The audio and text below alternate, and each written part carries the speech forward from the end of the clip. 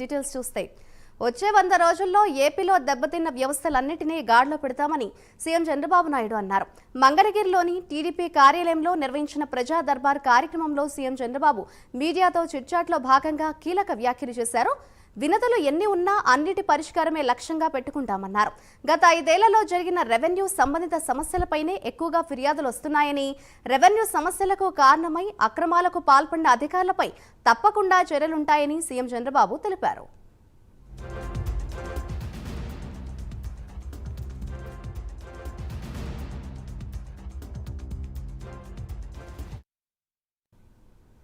దీనిపై మరింత సమాచారాన్ని మా ప్రతినిధి రవికృష్ణ లైవ్ ద్వారా అందిస్తారు.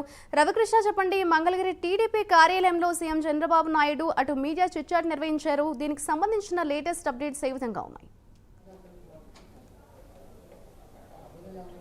మాధురి, ఈరోజు మంగళగిరికి సంబంధించినటువంటి టీడీపీ ప్రధాన కార్యాలయం ఏదైతే ఉందో టీడీపీ ప్రధాన కార్యాలయానికి సీఎం చంద్రబాబు నాయుడు రావడం జరిగింది. ప్రధానంగా కూడా ఈరోజు ఆయన అయితే మాత్రం ప్రజా దర్బార్ కార్యక్రమాన్ని నిర్వహించారు. ప్రతి శనివారం కూడా ఆయన అందుబాటులో ఉన్న ప్రతి వారం కూడా శనివారం నాడు మాత్రం ఆయన టీడీపీ కార్యాలయానికి రావాలని ఒక పిలుపు అయితే ఇవ్వడం జరిగింది. ఎవరైతే టీడీపీకి సంబంధించినటువంటి కార్యకర్తలు నాయకులు ఉంటారో పార్టీకి వాళ్లే వెనుదనుగా ఉన్నారు కాబట్టి ప్రతి శనివారం నాడు కూడా పార్టీ ఆఫీసులో అందుబాటులో ఉంటాయని ఆయన ఎప్పుడైతే విజయం సాధించిన వెంటనే కూడా టీడీపీ కార్యాలయానికి వచ్చి తెలియజేసిన పరిస్థితి. ఈ నేపథ్యంలోనే ఈరోజు ఆయన టీడీపీ పార్టీ కార్యాలయానికి రావడం జరిగింది. కార్యకర్తలతో పాటుగా కూడా ప్రజా దర్బార్ కార్యక్రమాన్ని నిర్వహించారు. ప్రజా దర్బార్ కార్యక్రమానికి పెద్ద ఎత్తున కూడా వివిధ ప్రాంతాల్లో ఉన్నటువంటి ఎవరైతే ప్రజలు ఉన్నారో వాళ్ళు రావడం జరిగింది. ప్రధానంగా కూడా వాళ్ళ సమస్యలని ఆయన విని అదేవిధంగా కూడా వాళ్ళు ఇచ్చినటువంటి అర్జీలు ఏవైతే ఉంటాయో ఆ అర్జీలను తీసుకొని వాటి ద్వారా సమస్య పరిష్కరించే దిశగా కూడా కదులుతున్నటువంటి నేపథ్యం. ఈ నేపథ్యంలోనే పెద్ద ఎత్తున కూడా అక్కడికి రావడం జరిగింది.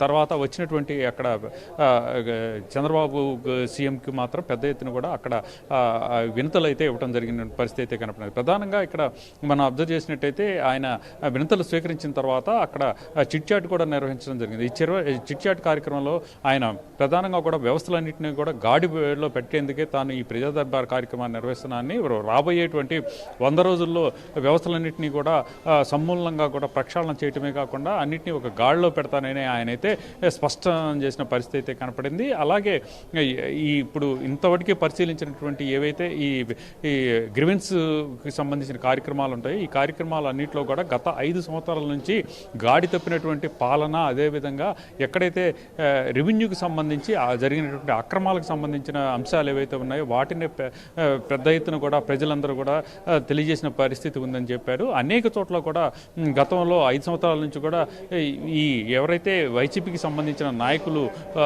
భూ కబ్జాలకు పాల్పడినటువంటి పరిస్థితుల్లో ప్రజలందరూ కూడా ఇప్పుడు గ్రీవెన్స్ వచ్చేసి ఈ ప్రజా దర్బార్ కార్యక్రమంలో పాల్గొనడం ద్వారా వాళ్ళు ఏంటంటే తమకు ఉన్నటువంటి సమస్యలు తెలియజేస్తున్నారు. వాటిని సత్వరమే పరిష్కరించే దిశగా కూడా తాను పావులు కదుపుతున్నాననే విషయాన్ని కూడా ఆయన చెప్పడం జరిగింది. అలాగే ఇక్కడే కాకుండా వివిధ ప్రాంతాల్లో అంటే దూరాభారాల నుంచి వచ్చేటువంటి ప్రజలు ఎవరైతే ఉన్నారో వాళ్ళందరూ కూడా ఇక్కడికి రావడానికి చాలా ఇబ్బంది పడుతున్న పరిస్థితి ఉన్నటువంటి నేపథ్యంలో ఎక్కడికక్కడ అంటే జిల్లాకు సంబంధించిన మంత్రులు అలాగే స్థానిక ఎమ్మెల్యేలు ఎవరైతే ఉంటారో వాళ్ళు కూడా ఇటువంటి గ్రీవెన్స్ కార్యక్రమం ప్రజా దర్బార్ కార్యక్రమాన్ని నిర్వహించడం ద్వారా వాళ్ళ దగ్గర స్థానికంగా ఉన్నటువంటి ప్రజల సమస్యలను తెలుసుకొని ఆ సమస్యలన్నింటినీ కూడా షార్ట్అవుట్ చేసి వాళ్ళ సమస్య పరిష్కార దిశగా కూడా పనిచేసే విధంగా కూడా తాను ప్లానింగ్ చేస్తున్న అంశాన్ని అయితే తెలియజేసిన పరిస్థితి అయితే ఉంది. ప్రధానంగా కూడా వివిధ శాఖల్లో అంటే అటు ప్రభుత్వ శాఖలకు సంబంధించి కానీ ఇటు ప్రైవేట్ శాఖలకు సంబంధించి కానీ ఇటు వ్యక్తులకు సంబంధించిన అంశాలు ప్రధానంగా కూడా అనేక రకాలైనటువంటి సమస్యలు ఉన్నాయి.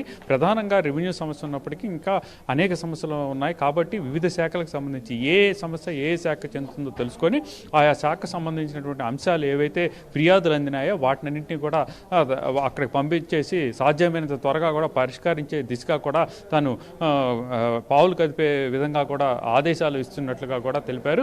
ఇంకా పోలీసు వ్యవస్థకు సంబంధించి పోలీసులు కూడా సమన్వయం పాటించాలని వాళ్ళు ఈ ఫెరోషియస్గా ఉండటమే కాకుండా కూడా ప్రజలకు వాళ్ళు ఫ్రెండ్లీ పోలీసింగ్ ఏర్పాటు చేసే దిశగా కూడా తాము పావులు కదుపుతున్నానని కూడా తెలియజేశారు. ఏది ఏమైనప్పటికీ ప్రజల సమస్యలన్నింటినీ పరిష్కరించే దిశగా తన పాలన ఉంటుంది అనే విషయాన్ని మాత్రం చంద్రబాబు స్పష్టంగా తెలియజేశారు.